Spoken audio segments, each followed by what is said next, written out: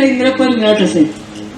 आता इंद्राला काळजी, आपली खुर्ची टिपायची. आपण बघतो रोज टीव्हीवर खुर्ची टिकवण्यासाठी काय काय चाललेलं असतं ते आपण सगळं बघतो. आता इंद्राला काळजी पडली, विश्वामित्रांचं तप मोडायला त्यांनी मेनकेला पाठवलं. जागे भार मुनिराज वनियाय, जागे भार मुनिराज वनियाय, जप तप है अवधे माया, जप तप है अवधे माया, जागे भार मुनिराज वनियाय.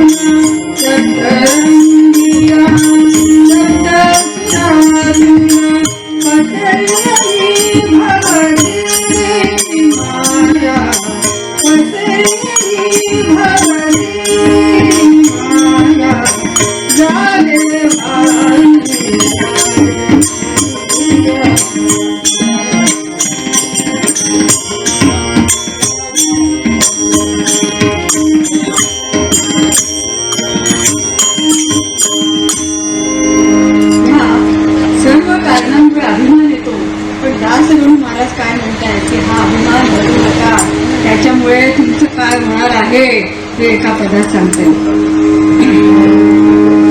अभिमानाधीन होऊ नको रे, अभिमानाधीन होऊ नको रे, बुडविल तो तुझ नरा नको रे, गाफील राहू सजरा नको रे, गाफील राहू सजरा.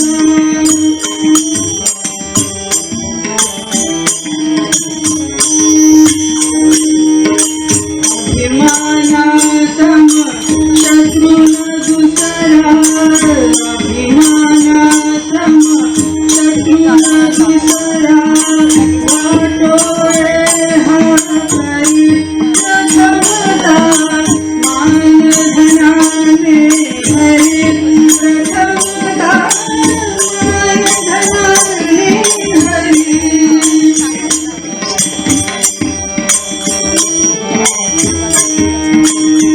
शेवटी तुझा प्राण गया घेईला,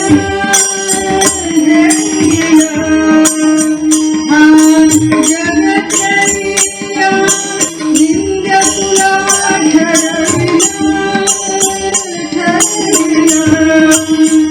या सवेकारांना शांत चित्त राहिला.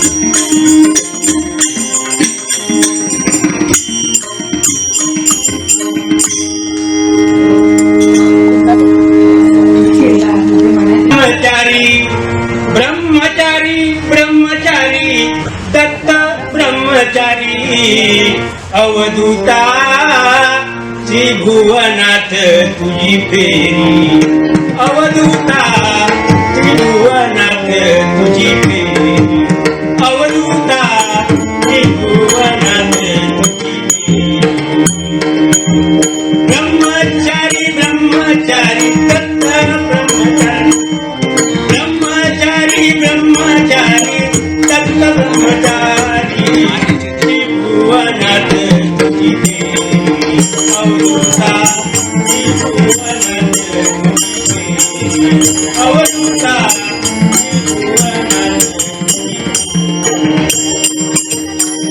सह्याद्री आसन, सह्याद्री आसन, माहुर गडिये निद्रा खान, माहुर गडिये निद्रा खान, काशीत स्नान करी, काशीत स्नान करी, चंदनावी पंढरपुरी, अवधूता त्रिभुवनाथ तुझी फेरी, अवधूता त्रिभुवनाथ तुझी फेरी, अवधूता त्रिभुवनाथ.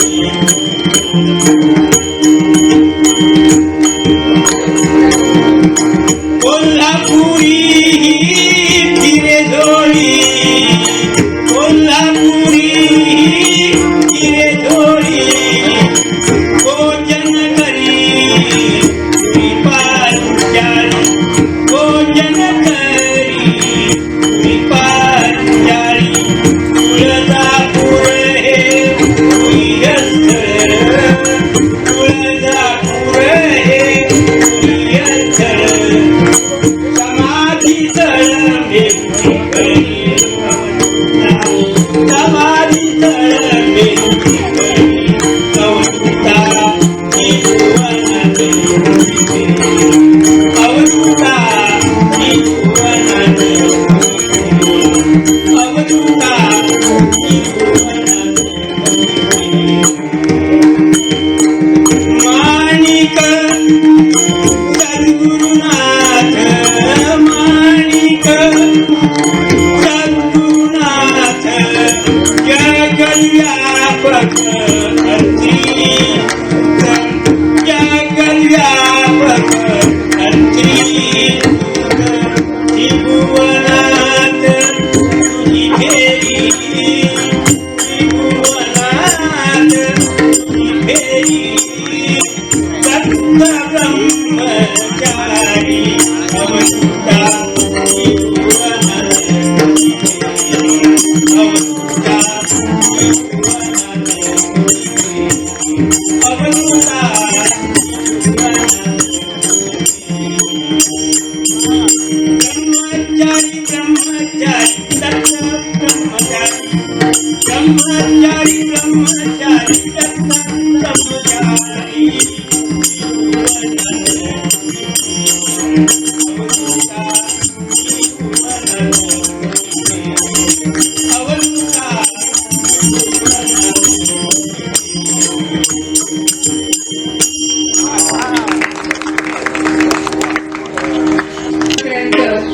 सगळ्यांनी म्हणायचं आहे, स्मरण करूया. दिगंबरा दिगंबरा श्रीपाद वल्लभ दिगंबरा दिगंबरा श्रीपाद वल्लभ दिगंबरा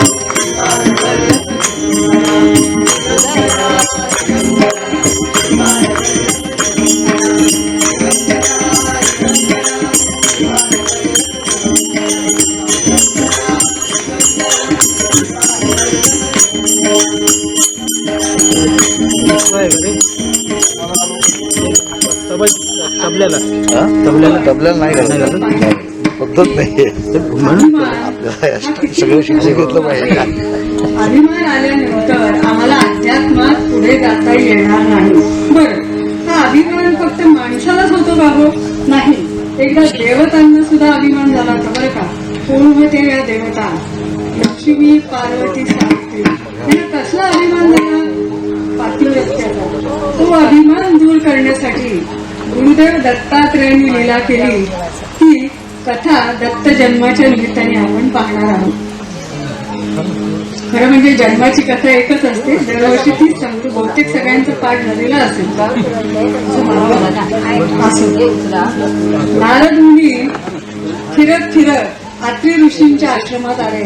भर दुपारची वेळ, तहानेने व्याकुळ झालेले दारात उभे राहिले. बघतात समोर कोण दिसतंय का? पाणी हवं होतं त्यांना. समोर अनुसया माता दिसली.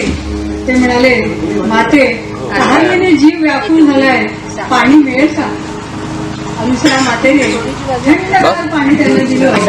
पाणी त्यांना इतकं मधुर लागलं की अमृतापेक्षा सुद्धा गोड लागलं. तेव्हा त्यांच्या मनात विचार आला, सतीच्या हातच्या पाण्याला एवढी चव आहे, तर हिच्या हातचा स्वयंपाक किती स्वादिष्ट आणि रुचकर असेल. म्हणून आता म्हणाले, अनुसयेकडे आपण भोजनाची मागणी करू.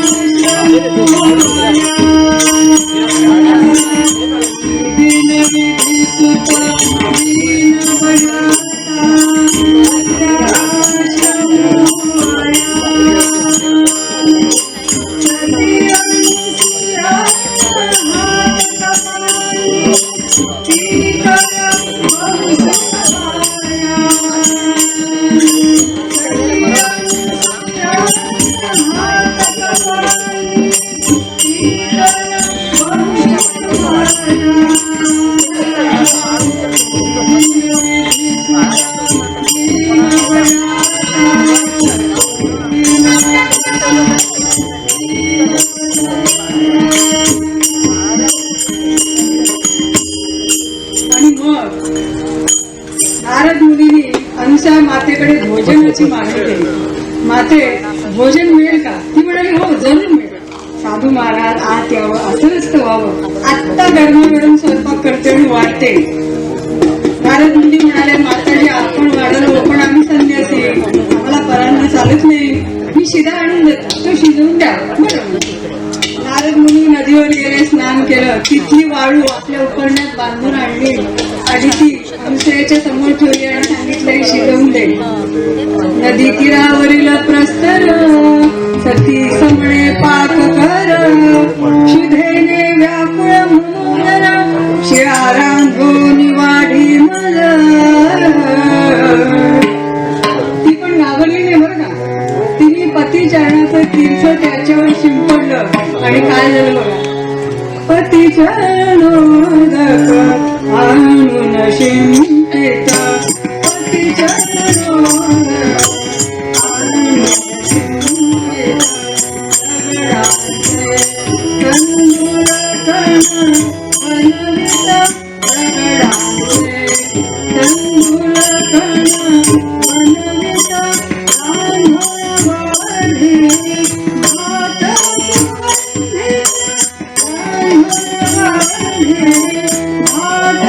सुगंधित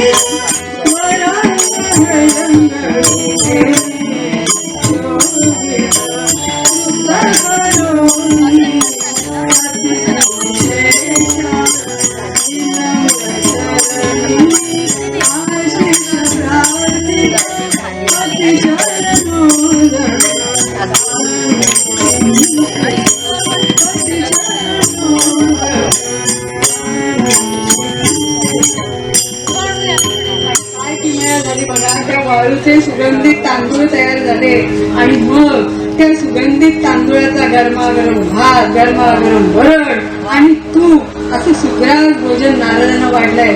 नमस्कार केलाय आणि आशीर्वाद मागितलाय. नारद मुनी पोटभर जेवले आणि पोट भरून आशीर्वाद दिला. काय म्हणाले? नारदो ब्रह्मपुत्रोऽस्मि तृप्तोऽहं तव सेवया अतिप्रिये अनुसूये त्वं सती पुत्रवती भव. असा आशीर्वाद दिलाय. नारद मुनी निघून गेले. अहो, त्या वाळूचे सुद्धा सुगंधित तांदूळ करण्याचं सामर्थ्य जिच्यात आहे असं प्रभावी सामर्थ्य त्यांनी कुठे पाहिलंच नव्हतं. आता ही विशेष गोष्ट सांगण्यासाठी गेले ब्रह्मदेवांकडे. ब्रह्मदेव नाही, सावित्री माता नाही. आता गेले कुठे? वैकुंठावरती आले. तिथे सुद्धा महाविष्णू नाही, लक्ष्मीचा पत्ता नाही. माता लक्ष्मी दोन्ही देव सहकुटुंब सहपरिवार गेले कुठे? कैलासावर. तीनही देव आणि घाबरलेले इंद्रदेव सगळेजण चर्चा करतायत. कारण इंद्राचं आसन डळमळीत. आसन एका खुर्ची हल्ली की मग त्याच्यासाठी धावा धाव, इकडे धाव तिकडे धाव, याला खरेदी कर त्याला खरेदी कर आणि कुठून तरी आपली खुर्ची टिकव. त्यामुळे नेहमी महाविष्णूंकडे जाऊन इंद्रदेव आता याच्यावर काय करायचं? एखाद्या ऋषींनी तप केलंय, त्या पुण्यामुळे त्याला इंद्र कर. मग एखाद्या अप्सरेला पाठवायचं, त्यांचा तपोभंग करायचा. एखादा राजा निष्काम यज्ञ करतोय, तिथे दैत्यांना पाठवायचं, यज्ञात विघ्न आणायचं. म्हणजे कुठून तरी ते यज्ञ होऊन द्यायचे नाही. पण आज मात्र एक विशेष घटना घडली. इंद्राचं पद जे डळमळीत झालं होतं ते ना कोणत्या राजाच्या पुण्याईमुळे, निष्काम यज्ञाच्या, किंवा ना कोणी ऋषींनी केलेल्या तपश्चर्येमुळे. तर आज इंद्राचं आसन डळमळीत झालं होतं ते एका पतिव्रता स्त्रीच्या पातिव्रत्याच्या प्रभावामुळे आसन डळमळ झालं. आता ही पती एकदम सरळ असं येतंय. ही चर्चा करण्यासाठी सगळेजण जमले होते. तेवढ्यात तिथे नारद मुनी आले. त्यांच्या आदराला तिथे स्वागत बसायला आसन दिलंय आणि लक्ष्मीने विचारलं, नारदा तुझं त्रिभुवन गमन असतं, सांग मला अशी कोण पतिव्रता स्त्री आहे की आज इंद्राचं आसन डळमळीत व्हावं? हो म्हणाला, मी तेच सांगायला आले होते. एको वै ब्रह्मा एको वै ब्रह्मा शंकर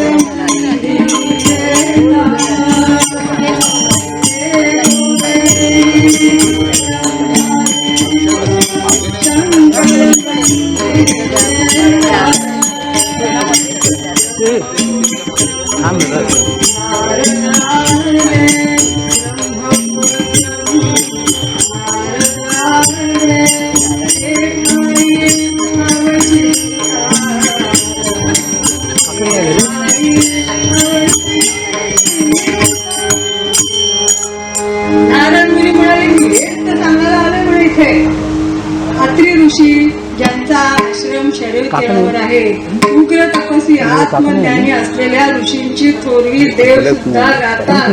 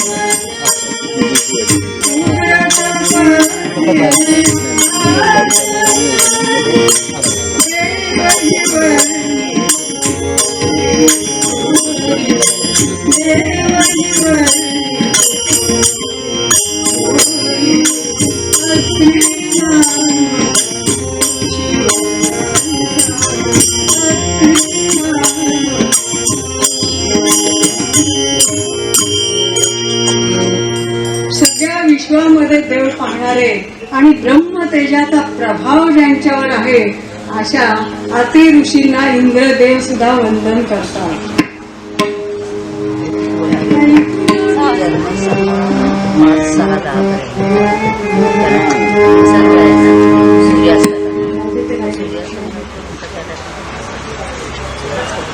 आणि इंद्रदेव सुद्धा वंदन करतायत असे हे अत्रि ऋषी. त्यांची कीर्ती कर्दम ऋषींच्या कानी गेली.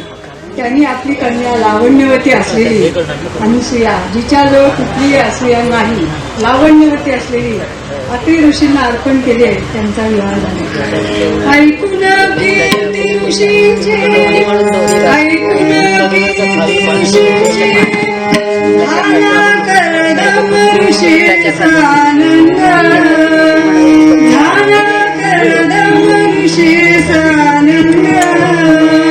असूया शून्य नसूया, असूया शून्य नसूया, कन्यार्पी ऋषेव सुख कन्या.